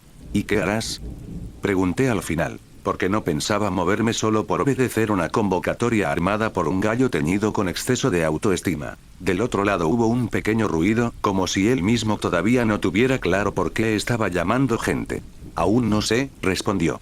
Pero estamos reuniendo gente. Eso me hizo mirar al vacío 2 segundos. Qué tranquilizador. No sabía qué haría, pero ya estaba reuniendo personas. Eso siempre termina bien, siempre. Ajá, dije. Y él me colgó. Así, sin despedirse, sin explicar nada más, sin el menor gesto de humanidad telefónica. Miré la pantalla. Un segundo después cayó un mensaje con la dirección. En el Mansap. Me quedé viendo eso también. ¿Qué rayos es Mansap? Murmuré. Porque claro, no bastaba con recibir una llamada rara de Auk. No, ahora también tenía que aceptar el hecho de que aparentemente existía una copia sospechosa de WhatsApp sonando como aplicación hecha por hombres que creen que poner man en el nombre vuelve todo más serio, más rudo o más imbécil. Todavía no decidía cuál de las tres. Abrí el mensaje. La dirección estaba ahí, y me quedé mirándola con esa mezcla bastante específica de duda, fastidio y curiosidad que siempre me dejaban las invitaciones mal explicadas. No sabía qué planeaban. Aún tampoco parecía saberlo. Lo cual, honestamente, no mejoraba nada. Pero había dicho algo importante. Estaban reuniendo gente. Y en el lenguaje de los adolescentes del valle, eso rara vez significaba algo tranquilo. Casi nunca algo inteligente. Y, con algo de suerte, tampoco algo aburrido. Suspiré. Porque sí, podía ignorarlo. Podía quedarme en casa. Podía hacer algo sensato. Podía respetar mi propio tiempo, mi paz y mi salud mental por una vez. Pero entonces, ¿qué clase de domingo sería ese? Uno tristísimo, probablemente. Miré la dirección otra vez. Bueno, murmuré. Ya que todos decidieron arruinar su día juntos, supongo que puedo ir a ver el accidente desde cerca. Y, siendo honesto, ya estaba yendo con la mente antes que con los pies. Llegué a la casa de Halcón. Y desde afuera ya se veía que ahí adentro no estaba ocurriendo nada normal. La bicicleta de alguien estaba tirada sobre el césped como si hubiera perdido una pelea. Había una ventana medio abierta con música saliendo a un volumen que claramente ofendía a los vecinos. Y en la entrada había una cinta adhesiva pegada en diagonal con plumón negro encima que decía, No Merky HQ. La miré un segundo. Mal empezamos. Toqué el timbre. No pasó nada. Volví a tocar. Esta vez sí hubo ruido adentro. Pasos. Un golpe seco. Alguien gritando no lo sueltes. Luego otro grito. Luego una voz que, por el tono de tragedia anticipada, sonó muchísimo a Demetri. Y después se abrió la puerta. Nate estaba ahí, con una toalla enrollada en el hombro, una cinta métrica colgándole del cuello y la expresión de alguien que claramente ya había aceptado que ese día no iba a terminar con dignidad. Me miró 2 segundos. ¿Tú eres el adulto? Lo miré de vuelta. ¿Qué entrada tan cálida? ¿Sí o no? Depende. ¿Hay incendio? Nate dudó. Eso no me gustó. No uno grande, dijo al final. Y se hizo a un lado para dejarme pasar. Hermoso. Entré. Y confirmé algo importante. La casa de Halcón no estaba desordenada. Estaba tomada. No había otra forma de decirlo. No había otra forma de decirlo. La sala parecía un cuartel improvisado de adolescentes con demasiado tiempo libre, muy poca supervisión y un respeto casi ofensivo por el desorden creativo. Apenas entré, me pegó esa mezcla de olores que solo puede existir en una casa tomada por chicos que llevan horas despiertos haciendo cosas que no deberían. Pizza fría, bebida energética, sudor, plástico caliente, marcador permanente y esa especie de aire espeso que dejan las ventanas cerradas cuando la energía de la gente ya llenó todo antes que el oxígeno. La mesa del comedor estaba secuestrada. Había latas vacías y a medio tomar. Tapas sueltas. Marcadores sin tapa. Cinta plateada estirada como si hubiera sobrevivido a una guerra. 2 cajas de pizza abiertas con las rebanadas ya tiesas en los bordes. Un cuaderno con dibujos de brackets del torneo. Flechas. Nombres. Líneas mal hechas. Y, al centro de todo, una cartulina enorme que decía, Operation All Valley. Debajo, con otro color y una caligrafía claramente menos orgullosa, Demetri había escrito, ese nombre es ridículo. Y al lado alguien, que, honestamente, no necesitaba firma porque el crimen tenía Mohawk, le había dibujado una calavera. Eso mejoraba bastante el panorama. No por orden. por sinceridad. La luz de la sala entraba a medias por una ventana mal abierta, y como las cortinas estaban recogidas de cualquier forma, el sol partía la habitación en pedazos. Una franja de claridad sobre el piso, otra sobre el brazo de un sillón, y el resto sumido en ese tono tibio y medio sucio que tienen los lugares donde nadie está pensando en ambiente, pero el caos termina armándolo igual. Demetri estaba sentado en una esquina del sofá con una laptop sobre las piernas, una cara de mártir profesional y esas ojeras específicas del hombre que cometió el error de responder un mensaje demasiado temprano y desde entonces no logró escapar del grupo.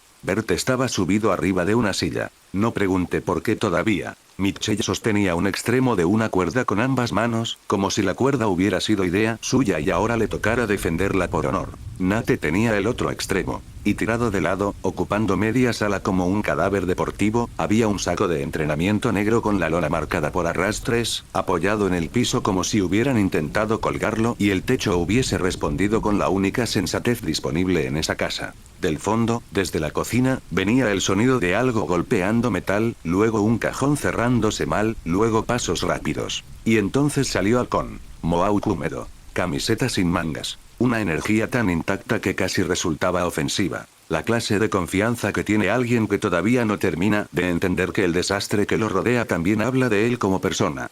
Llegaste, dijo, como si me hubiera invitado a algo perfectamente razonable. Crucé los brazos. Todavía no sé si eso fue buena noticia. Halcón sonrió. Necesitamos ayuda técnica. Miré a Bert arriba de la silla. Luego el taladro en su mano. Luego el techo. Eso es una frase generosa para lo que estoy viendo. Demetri levantó una mano sin apartar la vista de la laptop. Yo intenté decirles que perforar el techo de tu casa un día antes del torneo era una idea estúpida, pero aparentemente mi rol aquí es negatividad intelectual. Tu rol aquí es no llorar, dijo Halcón. Tu techo va a llorar primero, murmuró Demetri. Yo seguí mirando el saco. Luego el techo. Luego la cuerda. Luego a Bert, todavía arriba de la silla, con el taladro en la mano y toda la fragilidad evolutiva del mundo concentrada en una sola imagen.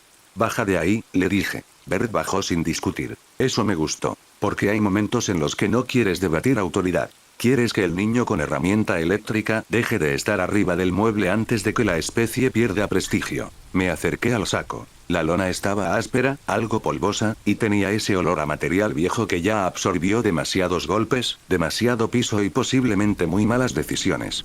Le di una patada leve con la punta del pie. No se movió mucho. Fruncí el ceño. ¿Qué demonios le metieron? Mitchell respondió con una seriedad que no tranquilizaba nada. Arena, un poco de arroz. Y una enciclopedia vieja. Lo miré. ¿Una enciclopedia? Para que pesara más, dijo Nate, como si eso cerrara el caso con elegancia científica. Me quedé callado un segundo. No largo. Solo lo suficiente para aceptar que sí, efectivamente, estaba rodeado de gente que había llenado un saco con una enciclopedia como si armar equipo de entrenamiento y desaparecer evidencia compartieran metodología. Claro, dije al final. Porque nada grita artes marciales como golpear conocimiento impreso. Halcón se encogió de hombros. Funcionó. Todavía está en el piso. Demetri levantó un dedo. Gracias. Al fin alguien que habla el idioma de la realidad. Resultó que esa era la ayuda técnica. Querían colgar el saco en el garaje, no en la sala, lo cual ya era, por sí solo, una mejora moral importante. Así que fuimos al garaje. Y ahí la casa cambió de tono, porque la sala se sentía como un campamento improvisado, sí, pero el garaje ya era otra cosa. Olía a caucho, a polvo viejo, a metal, a cartón húmedo y a herramientas guardadas sin demasiado cariño. La puerta estaba a medio abrir, dejando entrar una franja de luz blanca que cortaba el espacio y levantaba partículas de polvo cada vez que alguien pasaba. Habían arrastrado medio taller casero hasta el centro. Una escalera abierta. Cajas de herramientas sin cerrar. Un martillo tirado cerca de una llanta. 2 sillas que nadie iba a admitir por qué estaban ahí. Una extensión atravesando el piso como trampa legal. Y sobre una caja volteada, una hoja arrancada de cuaderno donde Halcón había dibujado un supuesto esquema de montaje que parecía menos un plan y más un mapa del tesoro hecho por alguien con exceso de azúcar y cero respeto por la geometría. Yo llegué reacio. Bastante. No tenía ninguna intención de regalar entusiasmo. No era mi casa. No era mi saco. No era mi techo. Y, en un mundo sano, tampoco era mi problema. Pero el aburrimiento ya me había traído hasta ahí. Y una vez que estás mirando un desastre tan de cerca, ayudar casi siempre sale más barato que esperar la explosión. Tomé la cuerda. Era más áspera de lo que esperaba, con fibras salidas y polvo pegado en algunas partes. Miré el soporte que querían usar. Probé el peso del saco otra vez. Sentí cómo tiraba hacia abajo con una densidad bastante absurda para algo que, en teoría, solo debía recibir patadas y golpes, no hundir barcos. Esto no va así, dije. ¿Ves? Saltó Demetri desde atrás. Lo dije. Halcón lo ignoró con una disciplina admirable. Entonces, ¿cómo va? Le señalé una viga más firme, arriba, donde la madera se veía menos decorativa y más capaz de sostener el crimen que estaban intentando legalizar. Ahí, con otro agarre. Y sin Bert subido a ninguna silla durante el proceso, gracias. Bert levantó las manos. Yo estaba haciéndolo bien.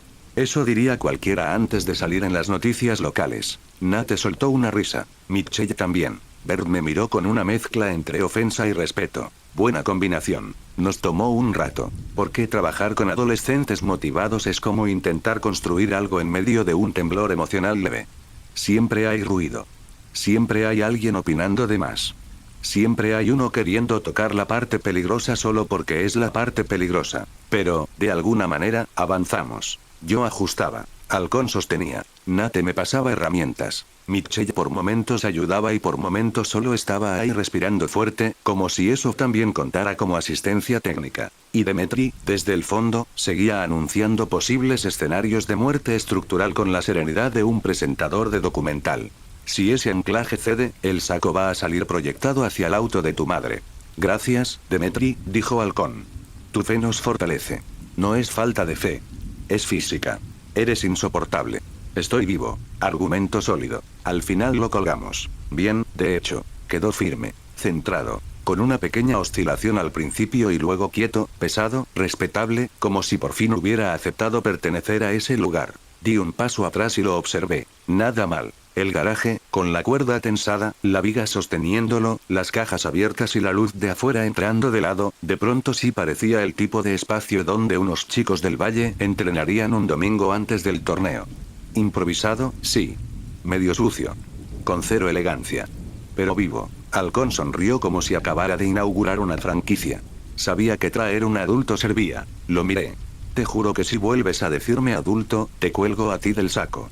¿Anotado? Dijo, claramente nada intimidado. Y entonces Bert, sin que nadie se lo pidiera, le metió un golpe al saco. Fuerte. Demasiado fuerte para su propio peso. El golpe resonó seco en el garaje, llenando el espacio con ese sonido grave de lona compacta y relleno absurdo absorbiendo impacto.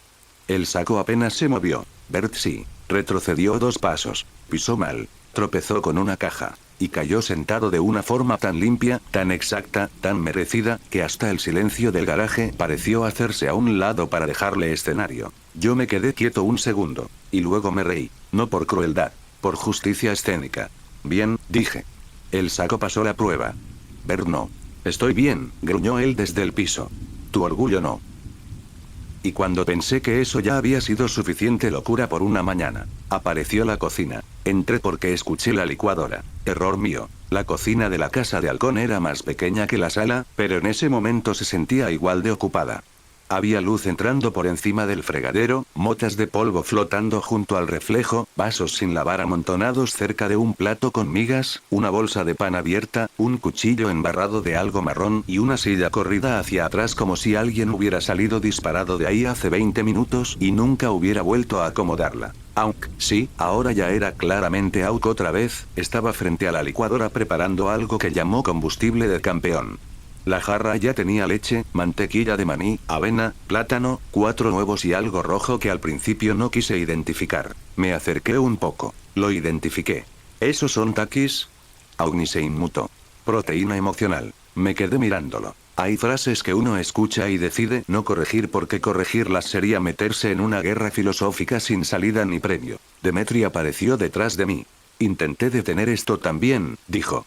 Estoy llevando una mañana excelente. Auk puso la tapa de la licuadora. Mal. Yo lo vi. Demetri también. Nate abrió la boca para decir algo. Y justo en ese segundo Auk apretó el botón. La tapa saltó. No salió disparada al otro lado de la cocina, pero sí lo bastante. Y la mezcla explotó hacia arriba. Subió con fuerza, espesa, pesada, en una nube pegajosa de avena, mantequilla de maní, plátano, huevo y trauma nutricional que golpeó el techo con una violencia casi artística. Algunas gotas cayeron sobre la puerta del refrigerador. Otras sobre el borde de un mueble. Una le cayó a Auk en el hombro. La cocina se llenó de un olor extraño. Dulce, salado, picante, proteico, delictivo. Hubo silencio. Uno muy puro. Auk seguía con la mano en el botón. La licuadora todavía rugiendo. La mezcla resbalando despacio por el techo como si la casa misma estuviera intentando procesar la humillación. Yo cerré los ojos un segundo. No para calmarme. Para no empezar a reír demasiado pronto. Demetri habló primero. Excelente. Ahora además del torneo, tu madre también va a querer matarte. Auk apagó la licuadora. Miró el techo. Luego me miró a mí. No digas nada. Abrí la boca. La volví a cerrar. La volví a abrir. No tengo por qué. El techo ya dio su testimonio. Nate soltó la carcajada. Mitchell casi se dobló. Hasta Bert, todavía sobándose la caída de hacía poco, se rió contra la pared como si ese fuera el mejor cierre posible para una receta profundamente ofensiva. Y Auk, para su crédito, aceptó el desastre con toda la dignidad que quedaba disponible en esa cocina. Oh, dijo. Plan B. ¿Cuál? Pregunté. Se quedó pensando 2 segundos. Quitar la parte de arriba. Demetri lo miró como si estuviera viendo a la selección natural pedir vacaciones. Ahí fue donde dejé de estar solo reacio, no entusiasmado del todo, pero ya claramente entretenido. Porque una cosa es llegar con reservas, otra es encontrarte una casa entera convertida en laboratorio de malas decisiones, con cada cuarto aportando algo distinto al caos. La sala haciendo de cuartel, el garaje de taller clandestino, la cocina de evidencia criminal y todos ellos moviéndose entre esos espacios como si eso, de algún modo, fuera un domingo perfectamente válido. Y faltaba la mejor parte, la razón real por la que habían reunido gente. Volvimos a la sala. Esta vez ya la sentí distinta. No porque hubiera cambiado, porque yo ya estaba dentro del ritmo. La música seguía sonando baja desde algún lado. Había una corriente de aire entrando por la ventana abierta. La cartulina seguía ocupando media mesa. Las latas brillaban bajo la luz. Y el sillón donde estaba Demetri tenía esa marca hundida de quien lleva demasiadas horas atrapado ahí contra su voluntad. Demetri cerró la laptop y la giró para enseñarla. En la pantalla estaba abierto el famoso Mansap. Y sí, existía de verdad. No era un chiste verbal de Auk. Era una aplicación real, fea, mal diseñada, con una interfaz que parecía hecha por hombres que creen que poner negro, rojo y una calavera automáticamente produce masculinidad. Tenía botones que decían, Broadcast, Street Alerts, Alpha Pin, y uno abajo que, por razones que jamás terminaré de comprender, decía, Emergency Testosterone Mode. Lo miré un rato largo. Esto parece una enfermedad digital. Demetri se acomodó las gafas. Yo solo programé la base. ¿Y luego te golpearon hasta aceptar el resto? Pregunté. Casi. Auk se acercó con un orgullo casi conmovedor en su falta de vergüenza. La hicimos para coordinar mañana antes del torneo. ¿La hicimos? Preguntó Demetri sin mirarlo. Interesante forma de decir que yo no dormí y tú solo elegiste nombres idiotas. Los nombres venden. ¿A quién? A la grandeza. Demetri volvió a mirarme. No me abandones aquí. Observé la pantalla otra vez. Y entonces vi algo hermoso. En la esquina superior había una notificación. Mansap has sent 47 invites. Fruncí el ceño. ¿A quiénes se los mandaron? Auk señaló a Demetri. Demetri señaló a Auk. Nate intervino. A todos los contactos que estaban sincronizados. Los miré a los 3. ¿Todos? Silencio. Demetri aclaró la garganta. Incluyendo, por accidente, a mi mamá, a un profesor de química, a un plomero y a una señora que vende velas. Me reí. De verdad. Ya no contenida. Ya no fina. Porque claro que el sistema secreto de coordinación pretorneo había reclutado por error a media cadena de adultos confundidos del valle. ¿La señora de las velas respondió? Pregunté. Demetri bajó la mirada a la pantalla. Puso. ¿Quién es Alpha Ping y por qué me amenaza? Nate se dobló de risa. Bert golpeó la mesa. Auk intentó sostener la cara 3 segundos y luego también se rompió. Y ahí, recién ahí, me di cuenta de que ya me había relajado del todo. No porque la mañana se hubiera vuelto inteligente. Porque la casa, el ruido, el desastre, los olores, las voces encima unas de otras y ese nivel de improvisación ya me habían tragado completo. Me dejé caer en el sillón. La tela estaba algo hundida y olía vagamente a desodorante barato y a tardes largas. Crucé una pierna. Miré el techo manchado, el saco recién colgado, la app criminal en la laptop, a Bert todavía resentido con la gravedad y a Auk caminando por la sala como si acabara de fundar un imperio. Y pensé algo bastante simple. Sí, Definitivamente había valido la pena venir, porque yo había salido a caminar. Y terminé sentado en una casa que olía a pizza, cuerda, proteína fallida y malas ideas, viendo cómo un grupo de adolescentes convertía la víspera del Old Valley en una mezcla entre base militar, accidente doméstico y comedia involuntaria. Mucho más digno. Yo estaba bastante cómodo ahí, demasiado, incluso, hundido en el sillón, con una pierna cruzada, mirando el techo todavía manchado por el crimen nutricional de Auk. Escuchando a Demetri quejarse de la existencia de Mansap como si hubiera sido secuestrado por su propio talento, viendo a Ver recuperarse de su derrota contra la gravedad con una dignidad francamente decorativa. El ambiente estaba bien, ruidoso, desordenado, con ese tipo de energía que no te pide permiso para tragarte dentro de la escena. Y entonces vi a Auk, porque Auk se puso de pie con esa clase de entusiasmo que nunca anuncia nada tranquilo. Supe que algo venía apenas lo vi caminar por la sala con los ojos un poco más abiertos de lo normal y esa sonrisa de idiota funcional que le aparece cuando el caos todavía no ha ocurrido, pero ya lo está saboreando. Oigan, chicos, dijo. La fiesta se muda. Yo levanté la vista. ¿A qué te refieres? Auk me miró como si acabara de recordar que yo no había estado presente en la junta secreta de adolescentes con información a medias. Aisa tiene un plan, y ahí lo recordé. La fiesta en el lago. Claro. La fiesta ridícula, la de Yasmine, la del tipo de evento donde media escuela actúa como si el aire estuviera hecho de hormonas y decisiones cuestionables. Auk siguió, ahora ya caminando entre la mesa y el sillón como un general especialmente defectuoso anunciando movimiento de tropas. Al parecer Yasmine va a hacer la fiesta allá por el lago, dijo, pero creo que nosotros vamos a llegar primero. Sonrió, no una sonrisa normal, una sonrisa con malicia. De esas que no prometen elegancia, pero sí anécdota. Yo lo miré un segundo. Y, siendo honesto, tenía sentido. La mañana ya había sido suficientemente idiota como para que terminara ahí. La tarde claramente no pensaba quedarse atrás. Y así, sin demasiado debate real, el ambiente cambió de forma. La casa dejó de sentirse como cuartel improvisado y pasó a convertirse en zona de movilización. De pronto todos se estaban moviendo. Bert fue a buscar algo que, por el tiempo que tardó en volver, probablemente ni él sabía qué era. Nate desapareció en el pasillo y regresó con una mochila medio abierta, de la que sobresalía una toalla, una botella de agua y lo que por un momento juré que era una linterna. Mitchell apareció con otra bolsa y 2 latas en la mano, como si llevar provisiones a una guerra menor. Auk iba y venía con demasiada velocidad para alguien que claramente no tenía un plan completo. Y Demetri tenía la cara de un hombre que, en el fondo, ya sabía que iba a ir. Eso fue lo mejor. Ni siquiera luchó tanto. No porque quisiera. Porque la corriente del grupo ya lo estaba arrastrando y él lo sabía. No quiero ir, dijo, entrando otra vez a la sala con una mochila colgada de un hombro. ¿Pero vas a ir?, respondió Auk. Sí, dijo Demetri, con el mismo tono de alguien firmando una confesión. Ese es precisamente mi problema. Yo sonreí de lado. Había algo muy gracioso en verlo resignarse con tanta experiencia.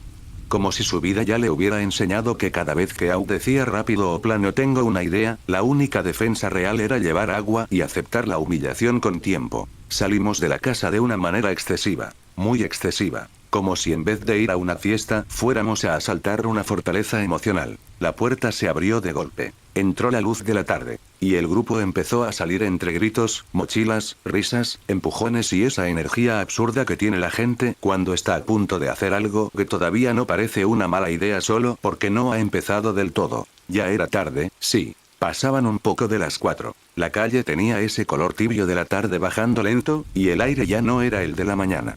Era más cálido, más vivo, con ese olor de barrio tranquilo que no tiene idea de que un grupo de idiotas acaba de decidir convertir el resto del día en un problema de movilidad. Y ahí apareció el pequeño detalle logístico. No había carro. O, mejor dicho, no había carros. Solo el mío. Me detuve un segundo. Los demás también. Todos miraron hacia el Porsche. Luego se miraron entre ellos. Y luego me miraron a mí. ¡Qué escena tan conmovedora! 5 adolescentes. Una fiesta al lago. 0 transporte funcional. Y mi carro, brillando bajo la luz de la tarde como si estuviera a punto de cometer el error más caro de su existencia. Pude haber dicho que no. Debí haber dicho que no. Era, probablemente, la decisión correcta. Pero no la tomé. Porque, por razones que todavía me niego a revisar demasiado, no soy del todo malo. Y porque, siendo honestos, ya estaba riéndome con ellos para entonces. La resistencia moral había muerto dentro de la casa, entre el saco, la licuadora y Mansap. Así que me ofrecía llevarlos. Auk levantó ambos brazos como si yo acabara de anunciar salvación nacional. Bert gritó algo incoherente. Nate aplaudió. Mitchell sonrió como si no hubiera esperado tanto de la vida. Y Demetri simplemente cerró los ojos un segundo, probablemente para despedirse mentalmente de la posibilidad de una tarde normal. Yo ya estaba tirando chistes, riéndome, dejando que el ambiente me empujara un poco. Y fue ahí cuando se me ocurrió. La idea más loca de todas. No la más inteligente. No la más humana. La más hermosa dentro de su propia estupidez. Todavía no habíamos llegado al carro cuando me detuve, me giré hacia ellos y levanté una mano para llamar la atención. Todos frenaron, me miraron, y yo, con la cara más seria que encontré disponible, dije: le doy $1000 a quien vaya amarrado arriba del carro en el camino. Silencio. Uno perfecto. Tan limpio que hasta el aire pareció esperar a ver quién iba a ser el primero en demostrar que no merecía supervisión adulta nunca más. Se quedaron quietos, mirándose entre sí. Midieron el chiste, la locura, la posibilidad, la gloria social completamente idiota de aceptar algo así. Y entonces hubo uno. Claro que hubo uno. Bert dio un paso adelante con una decisión que no se veía todos los días en alguien de su tamaño.